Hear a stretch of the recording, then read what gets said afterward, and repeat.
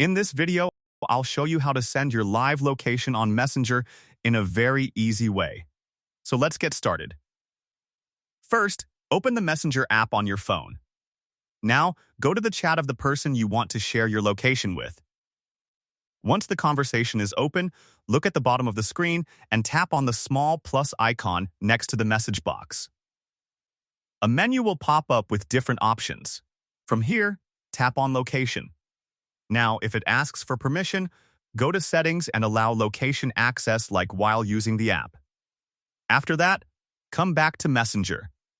Now, Messenger will automatically detect your current location on the map. Just tap on Start Sharing Live Location.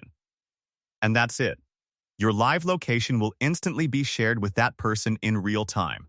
If you want to stop sharing anytime, you can simply tap on Stop Sharing. So that's how you do it. If this video helped you, don't forget to like, subscribe, and turn on notifications for more simple tutorials. Thanks for watching, and I'll see you in the next one.